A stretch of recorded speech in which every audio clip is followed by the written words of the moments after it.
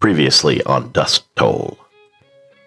The Kimes brothers' criminal saga escalated with audacious bank robberies in Sapulpa, Cushing, and the deadly triple heist in Beggs that claimed the life of Police Chief McAninch. George Kimes began his sentence, but Matthew, the elusive Phantom Bandit, remained at large, leaving a trail of daring exploits and a reputation for defying the law, while his mother lay near death. As the manhunt intensified in the wake of the Beggs tragedy, Matthew Kimes continued his elusive spree, seemingly able to vanish into thin air, all while other members of his family, caught in the undertow of his notoriety, faced their own struggles. This is Dust Toll, Episode 4, The Trail's End. By early June 1927, the manhunt for Matt Kimes had taken on a feverish pace. Sightings poured in from every corner of the state. Some turned out to be false alarms. Others seemed just crazy enough to be true. On a Sunday in early June, in the quiet town of Newkirk, Oklahoma, J.H. Jemerson, the owner of a local filling station, thought he was serving a traveling family. 4 men and a woman who pulled up to the pumps needing gas. They did not draw attention at first. They were driving a clean car, behaved politely, and didn't linger. But something didn't sit right. Later that evening, Jemerson replayed the moment in his mind. The woman's strange posture, the sharpness in her eyes, the way she didn't speak. And then it hit him. That wasn't a woman at all. Jemerson told authorities he was convinced the woman in the car was actually Matt Kimes in disguise, wearing a dress and playing a part. Maybe to escape the dragnet, or maybe just for the thrill. He'd been known to change clothes, switch cars, even wear wigs. But this was bold, even for Matt. And it wasn't just a hunch. Later, while in jail, a reporter asked Matt Kimes point blank about the story. He didn't deny it. In fact, he smiled. He said he had, on occasion, dressed as a woman. He even claimed to have pictures of himself in costumes and joked that he made a rather pretty girl. It was classic Matt Kimes, mixing danger with showmanship, bullets with charm.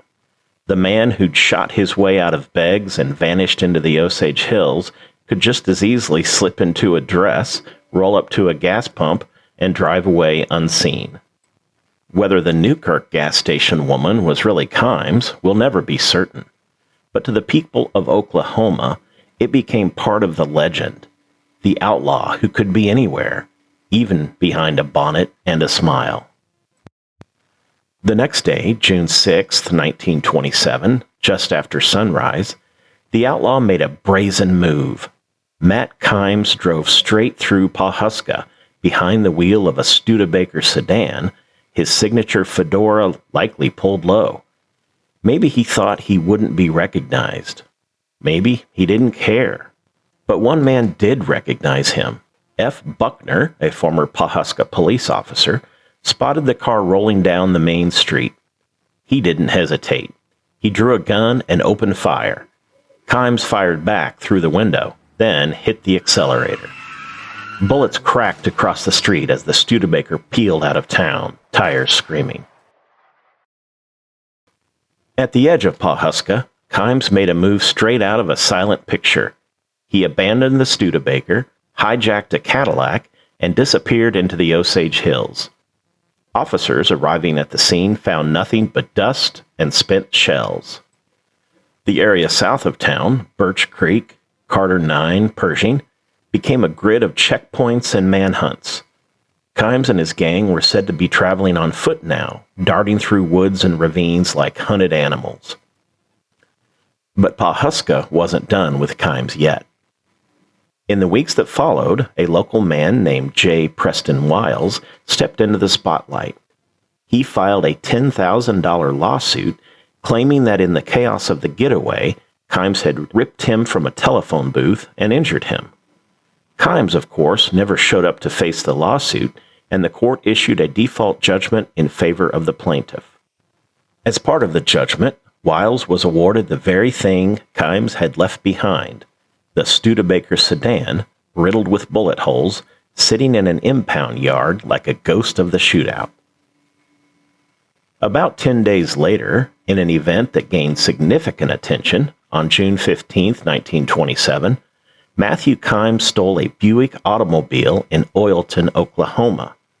Unbeknownst to Kimes, a 2-year-old child, Orville Jr., belonging to the car's owners, Mr. and Mrs. Orville Noble, was asleep in the back seat. Kimes drove only a few blocks before discovering the child. He then carefully placed the sleeping child unharmed in a vacant lot or churchyard before continuing his flight. Years later, in an interview with a reporter, Matt said that he was never more astonished than when he found that baby. He said he returned the baby, but kept one of its tiny white shoes as a souvenir, calling it a treasured possession. The reporter noted that he spoke about it with a wistful smile, showing a rare personal and emotional side. After hearing reports of the car theft, Marshal George McAninch of Jennings set out to intercept the suspect, who turned out to be Matt Kimes. McAninch took position in one car, while a man named Morris of Jennings followed in a second car. Together, they blocked the road with their vehicles to try and stop the approaching car. When the suspect vehicle stopped, McAninch approached, believing he had the upper hand. But Kimes pulled a weapon and took McAninch prisoner. Morris, watching from his car, assumed McAninch had made the arrest and drove back to Jennings, unaware that McAninch had been kidnapped. Kimes, at gunpoint with a sawed-off shotgun, forced McAninch into his car and drove him around for several hours through the night.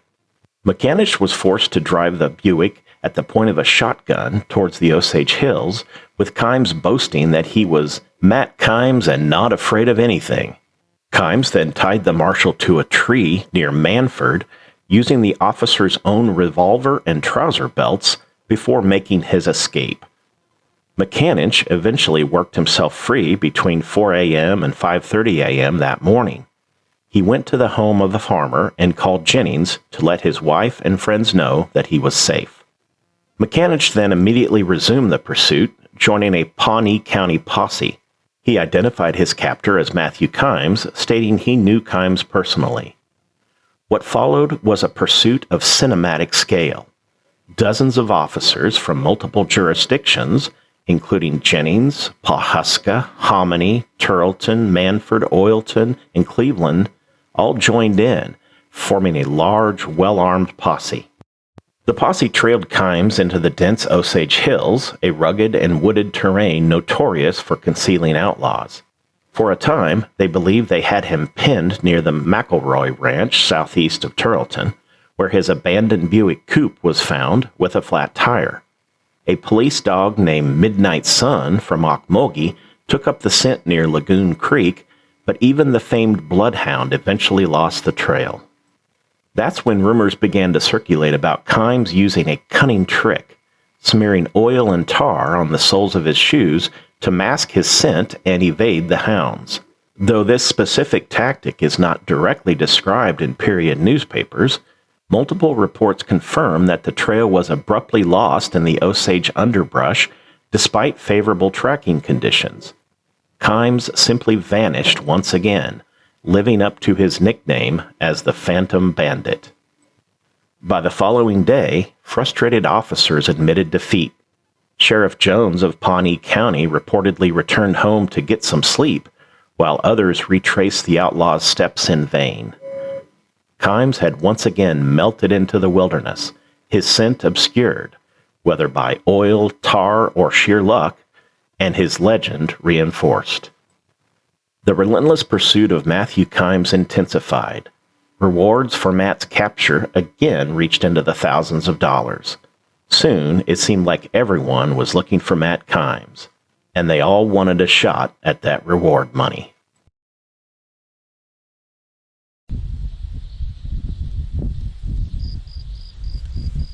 By late June, the noose around Matt Kimes was finally tightening. Tips were flooding in. One of them, a telegram from Chief Clark Compton of Muskogee, warned Arizona officials to keep an eye out for a man traveling under an alias, possibly with an Oklahoma tag. That message sparked a surveillance effort in Grand Canyon National Park. On June 23, 1927, the infamous outlaw strolled into the park in a Buick coupe with a stolen Oklahoma license plate. He wasn't alone.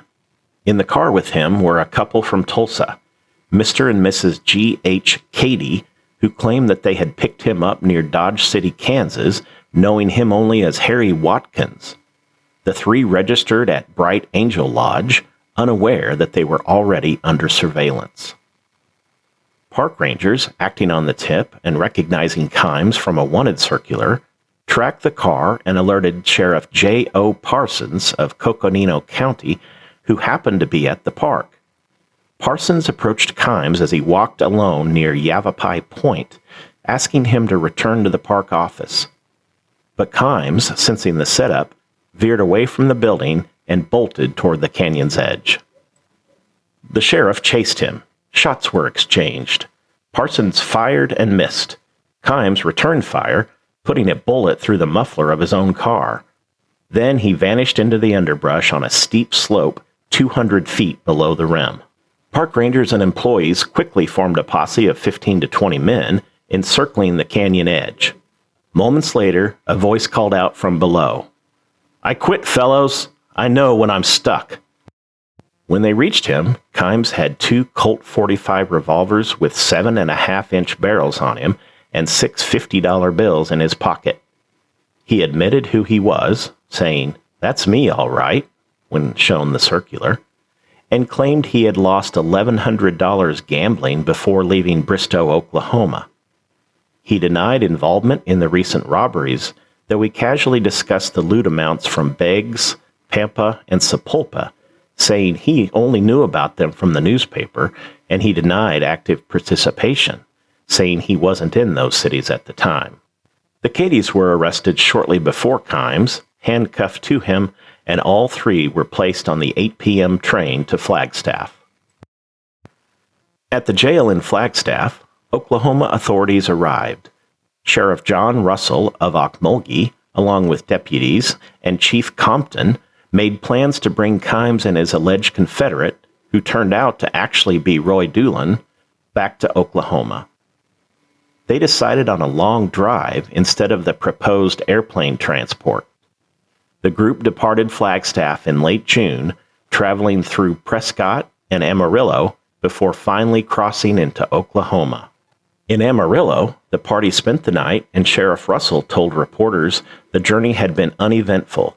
The prisoners had been quiet. There were rumors Kimes might escape again, but by the time they rolled into Ocmulgee on June 30th, those rumors were dead.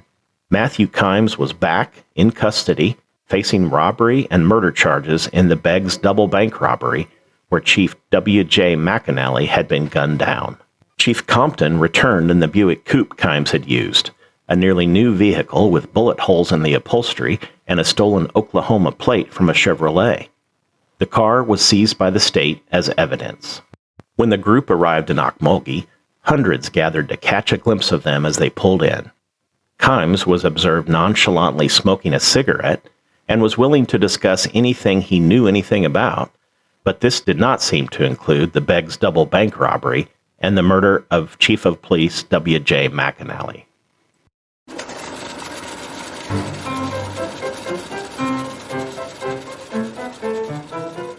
Matthew Kimes' audacious capture in the Grand Canyon quickly captured the public imagination, and it wasn't long before his story hit the silver screen.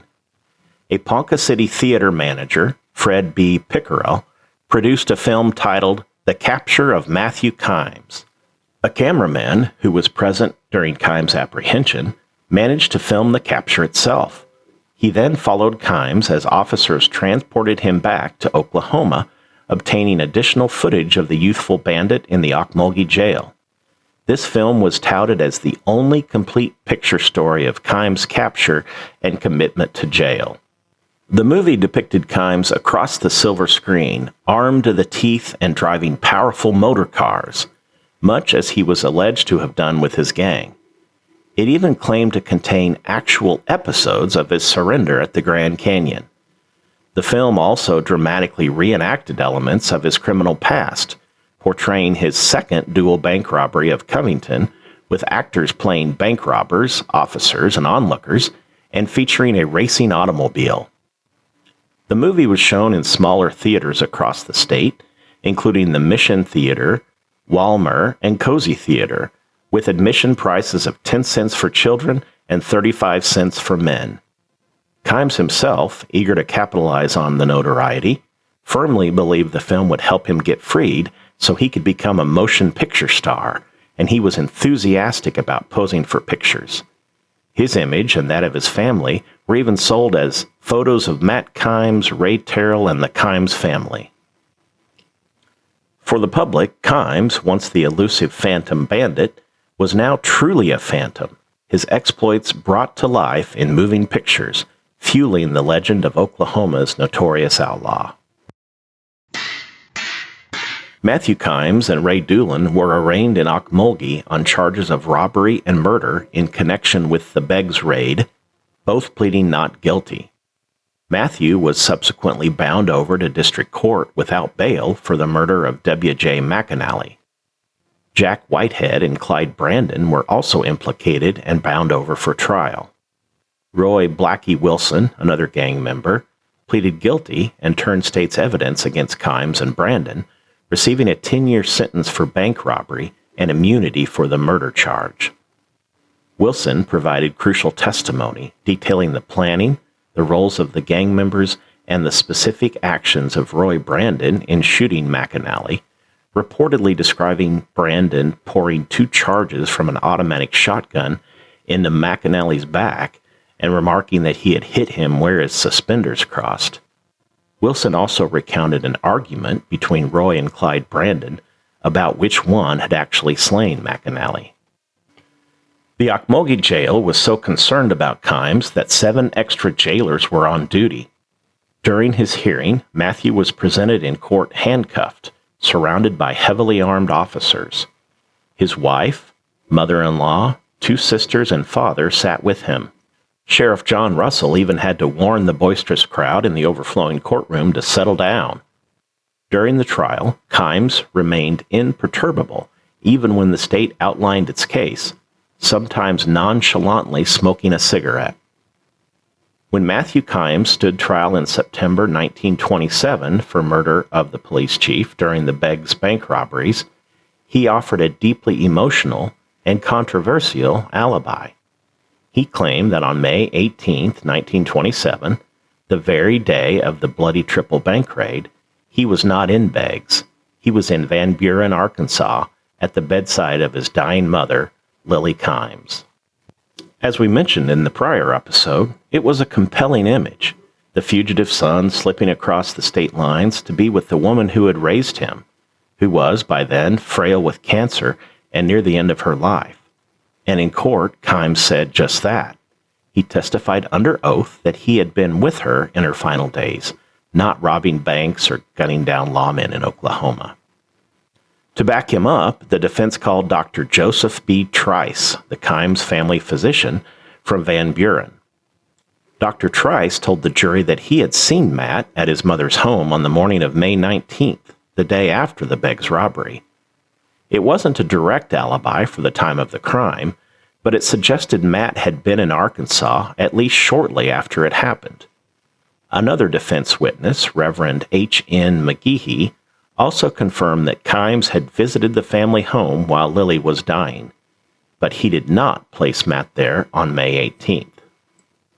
The timeline mattered. The robberies in Beggs occurred on May 18th, and Marshal McAninch was killed that day in the street. If Kimes was in Arkansas on May 19th, he could still have committed the crime and fled overnight. And then came the rebuttals. The state called 4 witnesses who said that Kimes himself had admitted making only a single trip to Van Buren and not on or around May 18th. The rebuttal was brief, occupying only 12 minutes of efforts to impeach the statements of the defense witnesses, particularly regarding Kimes' alleged multiple visits to Arkansas, and specifically refuting his presence on May 29th, the day of his mother's death. There were no travel records, no physical evidence, no other witnesses to support the claim that he was with his mother at the critical moment. And while it was widely rumored that Matt had visited her secretly, perhaps in disguise or under cover of night, no one at trial could confirm he had been in Van Buren when the shooting in Beggs occurred. Adding to the skepticism, contemporaneous news reports at the time of Lily Kimes' death on May 30th noted that she died without seeing either of her sons. George was in prison, and Matt was still on the run. Law enforcement, believing Matt might attempt to attend the funeral, stationed men across town. He never showed. If he had risked returning earlier that month to visit her, he left no trail. Whether he had visited his mother in secret, slipping into her room one last time, will never be known for certain. He claimed he had. A few around him said they believed it, but no one could say they saw it. The state presented further damning testimony, particularly from two women employees of the First National Bank at Beggs, who positively identified Kimes as one of the bandits. The state did not contend that Kimes was the actual slayer of the Beggs chief, but rather that Roy Brandon was the slayer. One of these witnesses, Mrs. Bessie Reading, a bookkeeper, was described as young, petite, and charming. She testified that during the robbery, Kimes told her, "Don't be scared, little girl," and "I'm not going to hurt you." When challenged on her positive identification of Kimes, she replied that she had studied him closely when the bank was being held up so that she would know him again. The jury, faced with a powerful but unsubstantiated story, didn't buy it. Kimes' alibi failed. After deliberating for nearly 24 hours, during which they inquired if the court could fix the penalty for them, they finally settled on a verdict. He was found guilty. Kimes reportedly took the verdict with a smile, even joking with the jailer that he now had nothing else on my mind when the jailer challenged him to a game of pitch after the verdict. Due to the high risk of escape, the jail remained heavily guarded. On September 19, 1927, Matthew Kimes was ultimately sentenced to death in the electric chair for the Beggs murder. As September 1927 drew to a close, Matthew Kimes, the notorious Phantom Bandit, was facing the electric chair, but his legal team had already set in motion a desperate attempt to save him, ensuring that his fate and the Kimes family continued entanglement with the law was far from settled. The stage was set for another explosive chapter in their lives. The Kimes story, much like a labyrinth of winding tunnels and dead ends, continuously draws in more lives, each turn revealing new secrets and unexpected connections, making their escape from fate as difficult as navigating a dark maze without a lamp.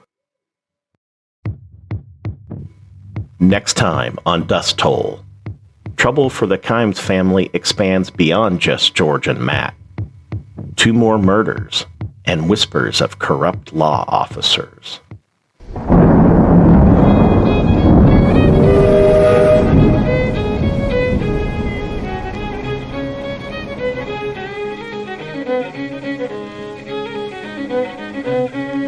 I will sing a little song, but it ain't very long, about a lazy farmer wouldn't hold his corn, and why it was I never could tell, for that young man was always well.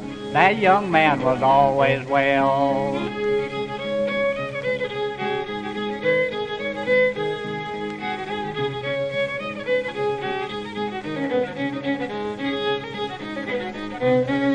He planted his corn on June the last. In July it was up to his eye. In September there came a big frost, and all that young man's corn was lost. All that young man's corn was lost.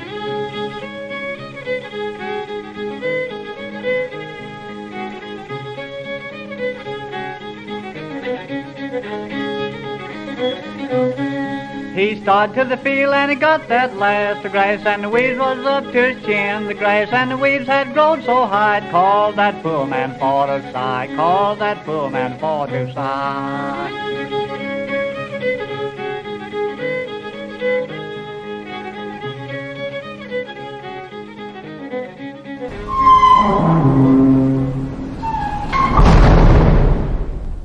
This has been Dust Toll, the story of the Kimes family. It is a true story meticulously drawn from the newspaper accounts of the era, offering a raw, unvarnished look at the lives of the Kimes family members. This series was written, narrated, and produced by Darren Racy. For more information, visit our website at dusttoll.com.